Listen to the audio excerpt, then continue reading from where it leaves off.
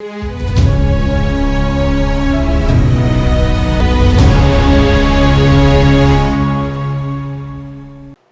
दोस्तों, राजनीति की बातों में आपका स्वागत है। मैं हूं आपका दोस्त धर्मेंद्र कंवारी। दोस्तों, कुल 8 लोग हरियाणा से संविधान सभा के सदस्य बने थे और अगर इन सदस्यों के नाम मैं आपको लेकर पढ़कर सुनाऊं तो एक थे चौधरी रणवीर सिंह हुड्डा, जिनका जिक्र हमने कल किया था वीडियो में। पंडित ठाकुरदास भार्गव जी थे, मास्टर नंदलाल जी, लाला देशबंधु गुप्ता जी, चौधरी निहाल सिंह तक्षक जी, डॉक्टर गोपीचंद भार्गव जी, चौधरी सूरजमल जी खांडाखेड़ी के थे और पंडित श्री राम शर्मा जी। ये कुल 8 लोग संविधान सभा के सदस्य बने थे। और पिछले वीडियो में हमने चौधरी रणवीर सिंह हुड्डा जी के बारे में जाना था और आज का जो वीडियो है दोस्तों, इसमें हम पंडित ठाकुरदास भार्गव जी के बारे में जानेंगे, उनकी जिंदगी को, उनके सफर को देखने की कोशिश करेंगे। और डॉक्टर गोपीचंद भार्गव जी जो थे, पंजाब के मुख्यमंत्री भी पहले बने थे, उनके बड़े भाई पंडित ठाकुरदास भार्गव जी का जन्म रेवाड़ी में एक ब्राह्मण परिवार में 15 नवंबर 1886 को मुंशी बद्री प्रसाद जी के घर में उनका हुआ था।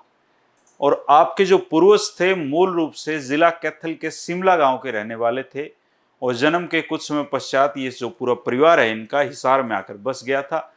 हिसार में आपके नाम पर राजगढ़ रोड पर एक विशाल और बेहतरीन स्कूल खुला हुआ है, Pandit Thakurdas Bhargav senior secondary school, और मेरा यह सौभाग्य है कि मैंने 12वीं उसी स्कूल से की है। भार्गव जी ने मैट्रिक जो परीक्षा है वो राजकीय उच्च विद्यालय हिसार से पास की थी। उच्च शिक्षा ग्रहण करने के लिए वो लाहौर गए। डीएवी कॉलेज लाहौर से इंटरमीडिएट किया, फोरमैन क्रिश्चियन कॉलेज से बीए की, एमए की संस्कृत में और यूनिवर्सिटी लॉ कॉलेज से एलएलएम की परीक्षाएं उन्होंने पास की। ठाकुरदास भार्गव जी एलएलबी की परीक्षा में फर्स्ट डिवीजन पर रहे थे और फर्स्ट नंबर पर रहे थे। और एलएलएम की जो परीक्षाएं हैं वो लाहौर से कलकत्ता उसको करने के लिए गए और प्रेसिडेंसी जो कॉलेज कलकत्ता में है उसमें इतिहास से फिर उन्होंने एमए भी की। तो काफी विद्वान पढ़े लिखे आदमी वो थे। ठाकुरदास भार्गव जी के कुल 3 विवाह हुए थे दोस्तों। पहली 2 पत्नियां थी उनका तो बहुत जल्दी उनका निधन हो गया, लेकिन तीसरा जो विवाह उनका था 1907 में यूपी के सिविल सर्विस अधिकारी होते थे उनकी सुपुत्री रूपरानी के साथ हुआ था। और इस युगल जोड़ी के घर में कुल 5 पुत्र जन्मे और 3 लड़कियों ने जन्म लिया। ठाकुरदास भार्गव जी ने 1909 में हिसार में एक वकील के रूप में अपना करियर शुरू किया था और 1911 में दिल्ली की भारत की राजधानी बनाया गया था तो वो दिल्ली चले गए थे। लेकिन वकालत की दृष्टि से दिल्ली में भी एक ही डिस्ट्रिक्ट और सेशन कोर्ट उस समय होता था, इसलिए वो उल्टे हिसार आ गए अपने गृह क्षेत्र में और आपराधिक मामलों के वकील के रूप में खुद को स्थापित करना शुरू कर दिया। ठाकुरदास भार्गव जी 1940, 41, 41, 42 और 1952-53 में 3 बार हिसार बार के वो प्रधान बने थे। 1923 के चुनाव में अंबाला डिवीजन से केंद्रीय असेंबली का चुनाव लाला दूनीचंद अंबालवी से वो हार गए थे और 1926 में ठाकुरदास जी को वर्तमान हरियाणा के गैर मुस्लिम अंबाला क्षेत्र से कांग्रेस पार्टी के टिकट पर केंद्रीय असेंबली जो सेंट्रल लेजिस्लेटिव काउंसिल का सदस्य उनको चुना गया था। 1928 में उनको एज ऑफ कंसेंट कमेटी का सदस्य बनाया गया और इस कमेटी ने आने वाले शारदा एक्ट की रूपरेखा तैयार की थी। ठाकुरदास जी ने इसमें अपना एक महत्वपूर्ण योगदान दिया था। 8 अप्रैल 1929 को 2 क्रांतिकारियों भगत सिंह जी और बट्टू केशवर दत्त ने केंद्रीय असेंबली हॉल में बम गिराए थे तो उस समय पंडित ठाकुरदास भार्गव भी वहां मौजूद थे। 1934 में ठाकुरदास जी ने कांग्रेस नेशनल पार्टी की टिकट पर रोहतक के लाला श्यामलाल एडवोकेट के विरुद्ध भी चुनाव लड़ा था, लेकिन हार गए थे। इस पार्टी की स्थापना पंडित मदन लाल मालवीय जी ने 1952 में गुड़गांव से और 1957 में हिसार से वो फिर टिकट पर चुने गए। और ठाकुरदास जी एक निर्भीक सांसद थे। सरकार जब भी गलत रास्ते पर जाती तो वो अपनी ही सरकार की निंदा करने से नहीं हिचकिचाते थे। यही कारण था कि 1954 में चीन के प्रधानमंत्री चाओ इनलाई जब भारत आए तो इनका परिचय करवाते हुए भारत के प्रधानमंत्री पंडित जवाहरलाल नेहरू ने कहा था कि अपने पद की बदौलत ये विरोधी दल के नेता हैं। सांसद रहते हुए पंडित ठाकुर दास भार्गव जी को पंजाब सरकार का rehabilitation adviser, jail inquiry committee का चेयरमैन, प्रथम और दूसरी लोकसभा के सभापति के सर्वश्रेष्ठ पैनल में संसद की सबसे महत्वपूर्ण समितियों लोक लेखा समिति और अनुमान समिति के सदस्य उनको बनाया गया। रक्षा समिति के भी वो सदस्य रहे और कांग्रेस संसदीय पार्टी सचिव के रूप में उनको मनोनीत किया गया था। पंडित ठाकुर दास भार्गव जी कभी जिंदगी में जेल तो नहीं गए, लेकिन राजनीतिक रूप से काफी सक्रिय वो रहे। सन 1946 में कांग्रेस की टिकट पर सेंट्रल लेजिस्लेटिव असेंबली के लिए वो चुनाव लड़े थे, चुने गए थे और 1946 में संविधान सभा के सदस्य चुने गए।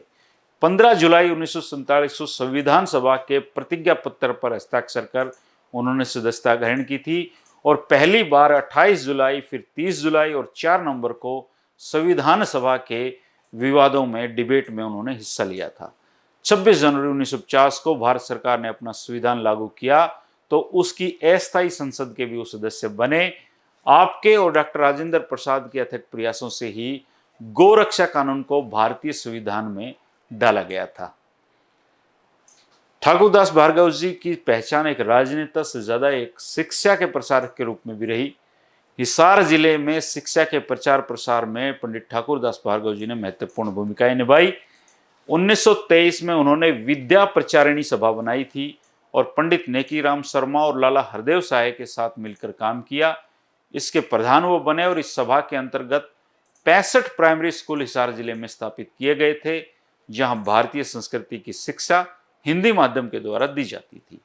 1954 में हिसार में फतेहचंद कॉलेज फॉर वुमेन, जिसे एफसी कॉलेज भी हम कहते हैं, 25,000 रुपए का दान वहां स्वयं दिया और लोगों से काफी धन इकट्ठा उस कॉलेज के लिए किया। 1957 में हिसार पब्लिक हाई स्कूल की स्थापना भी उन्होंने की थी। हिसार में एक हॉस्पिटल है दोस्तों, जो हिसार के रहने वाले हैं उनका नाम जरूर सुना होगा, चूड़ामणि हॉस्पिटल। वो बहुत एक समय बहुत प्रसिद्ध हॉस्पिटल था, उसको बनवाने में भी उन्होंने अपना योगदान दिया था। 1938-40 में बागड़ में अर्थात पुराने हिसार जिले में अकाल पड़ा था तो एक रिलीफ कमेटी बनाई गई थी, उसके वो उपाध्यक्ष बनाए गए थे। कमेटी ने अकाल पीड़ितों की भरपूर मदद की थी।